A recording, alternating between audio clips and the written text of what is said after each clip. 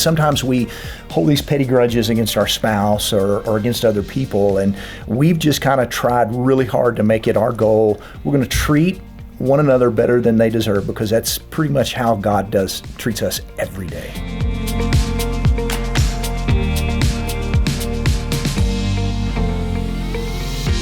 Welcome to Focus on the Family. Thank you very much. Trey and Lee. Lee, let me ask you, because John didn't say it, but it was 4 boys you raised. Yes. I mean, you were the only woman in the house. Yes. How did that go? A boy mom. You know, in retrospect, I look back and think, God must have known that I needed boys. I tend to run late everywhere I go. I would never have had time to do all the hair and the frill of little girls.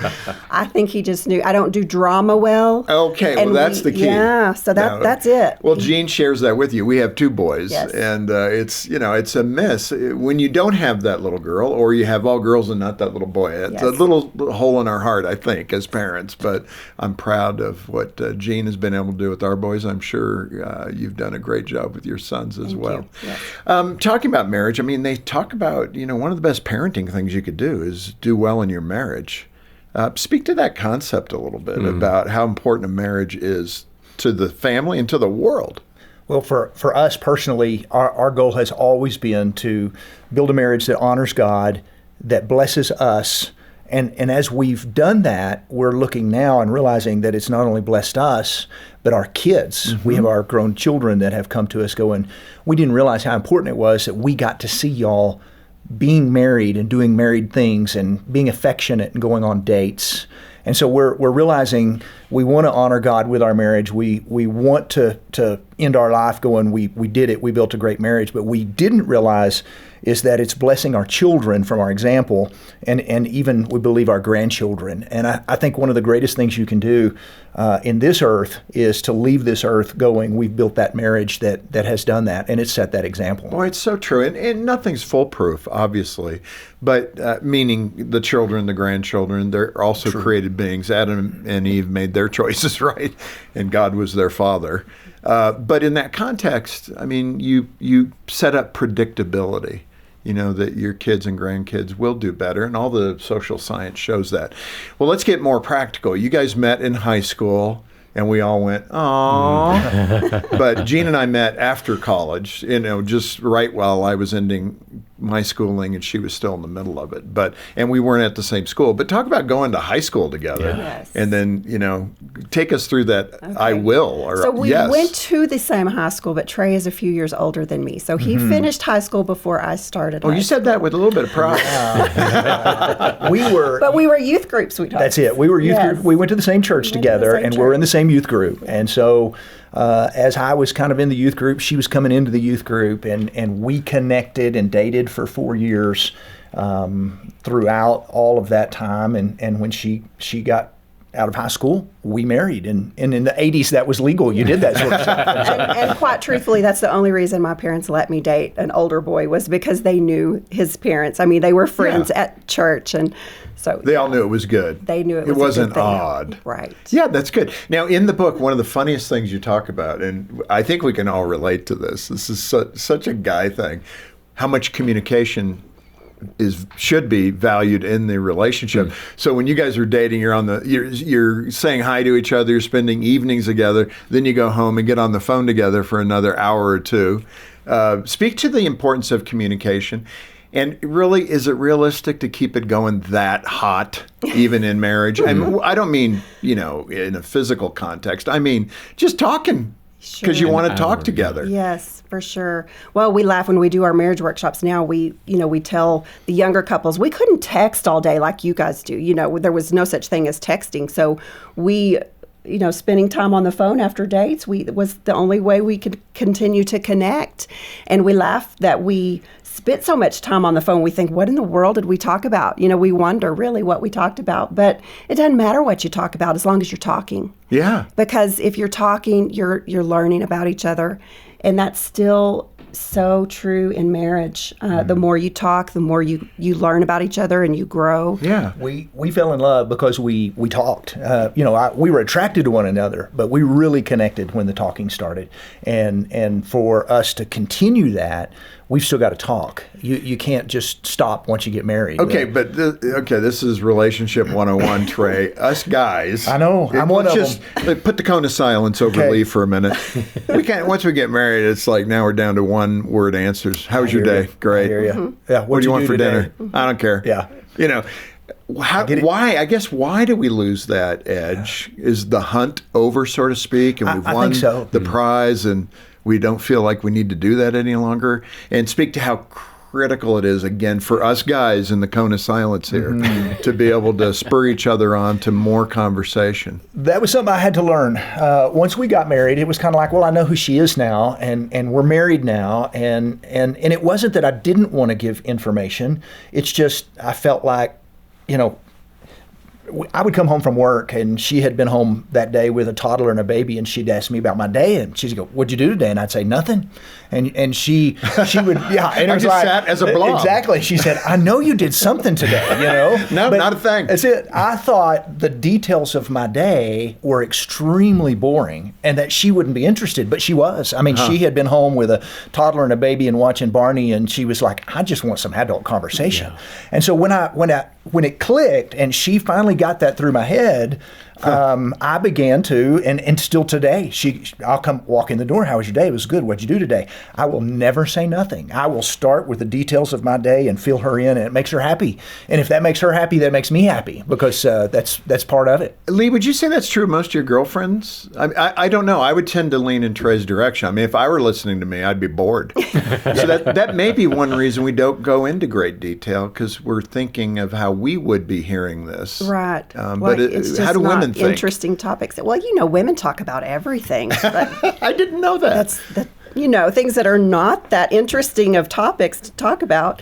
But yeah, I think when I finally made him understand, maybe it wasn't even so much about me wanting to know all of those boring details as much as it was I just wanted to connect. Yeah, that's the key. I was making that bid for connection. And if he would just share, some of his day with me, I would feel connected. Yeah, that's good. Lee, let me ask you this question. In the book, you mentioned the bedroom chair. This is going to cut way too close to home for me. I loved this. Because I don't think I've learned all the lessons that you two have learned yet. But we talk about the bedroom chair and what it did for you functionally, Trey, and how you didn't like that, Lee. Right. Oh, yeah. So the bedroom chair, I think we all have one, right? Where the dirty clothes, maybe even the clean clothes, they just semi-dirty. end up semi-dirty. That's Mine's it. semi-dirty. The They go ones into that you've worn once, they end up on the chair, so They can I've be worn worn again. these, but I can wear them again. I thought I was doing her a favor by not just throwing it in the laundry for us to have to do laundry, and so it goes to the chair. Or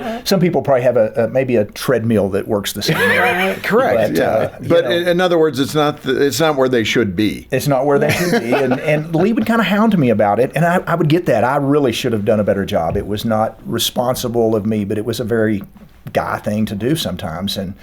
And she, I think it was by accident. I cleaned the chair one time. I think she had been saying clean the chair, and I got the chair all cleaned up. And I remember she came through and she hugged me and she thanked me. She said, "You don't know how much I appreciate you cleaning the chair." I said, "I didn't know which ones were clean or dirty." And she gave me so much praise. I thought, I got to do this more often. This was great. And so I started keeping the chair clean, because it was like, boy, if that makes her that happy that she'll go out of her way to give me that much praise, then obviously this is something I need to do better on. Yes, we have two chairs in the room, but I just pile them up on the floor. I got my semi-clean pile. Don't touch that. I'm going to wear those again. And then one day I cleaned everything up, and right. Jean was like, "Thank you for that."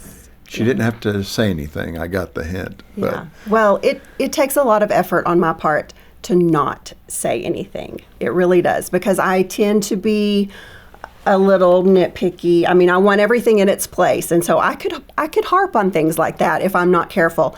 So I have to be very intentional about, just I can let that slide. There are some things you can let slide. Pick your battles. Hey, allow me to interrupt for just a moment here to say how much we appreciate you watching. Now, if you find value in this content, subscribe by clicking below. It'll be a big help to us. Let's go ahead and return to the show. Lee, let me ask you, under this banner of making time for your marriage, which is, I think, one of the 10 ways you have to prepare this, having 4 sons, and then leaving them at home. That was hard for Jean and I with 2 sons. Yes. Partly because of the mischief. Yes. So I'm just assuming with 4 boys, you may have had twice the mischief that we had. But, yes. but being able to let go of that and get a babysitter, or I'm sure they were fine babysitters, someone from church, and then you go out on a date. But could you really relax as a mom of 4 boys? I think when they were very, very small, it was harder. But once they were older, it was just like, we needed that time away to just to reconnect, and it was good for them. We say that it was good for them to see us. They might have whined and cried and not wanted us to leave. Right, sure. But in big picture, they could see that mom and dad love each other. They need time together. So it was easy to leave them knowing that it was good for us. And I think for young couples, they need to hear that it's Yes. okay, especially young moms, because I think they panic and they're not, the value of investing in the marriage is quite high. Right. One of the things we were blessed with was church friends Yes. that had kids the same age as ours, and we would kind of make a deal with them where we'll watch your kids this Friday night if you'll watch our kids next Friday night, and so we would swap babysitting. That the kids thought it was awesome because they got to play with their friends 2 weekends in a row, and it saved on we didn't have to pay money to for a babysitter. babysitting. Yeah. We did something like that. Only the wife would come over to our house, so our kids went to bed in their beds, and we good. didn't have to pick them up at 10 o'clock at night and shuffle them back to a different bed. So, Lee, you mentioned the book about the deer hunter's wife. I like this story. I know a few deer hunters who are listening right now. Bill, I'm thinking of you. But speak to that wife and what she did to engage her husband. Sure, yeah. She had zero interest in going deer hunting. Who would have thought that? Right? And she came up to us after a workshop one time. She said, my husband will never take me on a date. How do I get him to take me on a date? And she said, all he ever wants to do is deer hunt. And Trey said, well, have you been deer hunting with him? She said, no, why would I ever want to go deer hunting? And Trey said, I tell you what, you go deer hunting with him, and you're probably going to have to ask him if you can go because he's quit asking you to go with him, right? And she said, oh, yeah, he quit asking me a long time ago. But Trey said, you go on a deer hunt with him, you have a good time. She did. They had a phenomenal. I mean, she said, it was cold, but we cuddled in the deer blind. We watched the sun come up together. Right. She said, I don't think they got a deer, but she said we had such a great day, together. And then the very next weekend, he took me on a date. Oh, wow. So it started cascade. The give I'm and thinking take. the reason they didn't get a deer is because they were talking too much. Right. cuddling. That's very possible. I mean, I don't know everything, Some but I think that's distraction probably there. it. Yes. Trey, you and Lee were both in ministry but struggled to seek God. This is so common. I mean, I'm making it sound like but all of us, Christian leaders, pastors of churches, this is common to all of us, that development of spiritual intimacy together. I think partly because we take it for granted. You know the word, I know the word, we love the Lord. Okay. But how to continue to develop that spiritual intimacy appetite. Yeah, and it's, we went to church together, we worshiped together, we read Bible together, we prayed at meals and with family together. We would pray for each other, but there was never a time where we actually sat down and prayed together. We never climbed into bed at night and said of prayers together. And when we realized we were really missing out on this, we became more intentional at going, we've got to start doing this and doing a better job at it. And it really opened up some really deep intimacy that we had been missing. We all understand sexual intimacy and intellectual intimacy that comes through conversation, but we really didn't notice the spiritual intimacy that was missing in there. And when we connected that, which includes God, when she prayed, I got to see places in her heart that generally were reserved only for God, and vice versa. And so it became such a powerful thing. And we've read new statistics today that talk about couples who pray together on a regular basis and a daily basis, the divorce rate drops to less than 5%, and it's like that there's obviously something to that. And we need to be good at that. And then we need to encourage other couples to connect spiritually together. Lee, I think, again, I think for men, you're always in dangerous territory when you're speaking for all men. So I'm not trying to say that. But generally speaking, we don't pay attention to this. I mean, we're just, we're out trying to make a living and do the things we need to do. And there's a lot going on, and we tend to be very contained as men. Those great books, Venus, women are from Venus, men are from Mars, and spaghetti and waffles and all those things. But that idea that we can compartmentalize, and we probably over compartmentalize when it comes to communication with our spouse.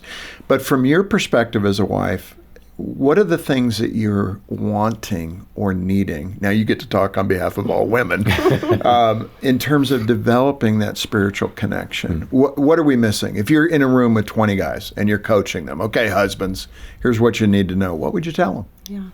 Yeah. Just take their hand before you walk out the door to face the world and say, Lord, bless our marriage. Be with us as we're apart from each other today. Give us wisdom. It doesn't have to be a long, drawn-out, sit on the couch for 30 minutes prayer session. Those are great too. But just to acknowledge, God, please be a part of our day as we're away from each other. And then also, when you come together again in the evening before bed, take each other's hands and say, thank you for our marriage. Please continue to bless our marriage. Like I said, it doesn't have to be a long, drawn-out thing. It just acknowledge that God is a part of the marriage. It feels like, too, what a woman hears in that and her emotional reaction to that is to open up. Yes. And, women, we know through our counseling at Hope Restored, one of the big things is a sense of security that they need to feel. And again, men, haven't I provided that? I mean, we get lost in all that. Yes. But for women to feel that you're seeing me, you know what I need, Yes. and that prayer, just like that, is so meaningful. Well, it takes vulnerability for sure to open up in prayer, and men don't want to feel vulnerable. Am I correct in that? True. Yeah. Now, Trey, oftentimes when we're talking about, tell us what we need to know, Lee, men will write us and say, why are you man bashing? Yeah. So you got to represent the other part of this. I will. Yes. I will. Now, I'll be one of the, because I am a man. I love speaking to men from a standpoint of, as a man, we're really good at being the I'm going to protect my family, and I'm going to teach my kids to play ball, and I'm going to teach them to hunt, and I'm going to teach them to fish. And one of the things that God wants us to do is to be that man who not just provides for the family and not does those things, but also leads the family spiritually, and to step up and be that guy who says, we're going to pray together at the table, or we're going to go to church together, we're going to read our Bible together. And so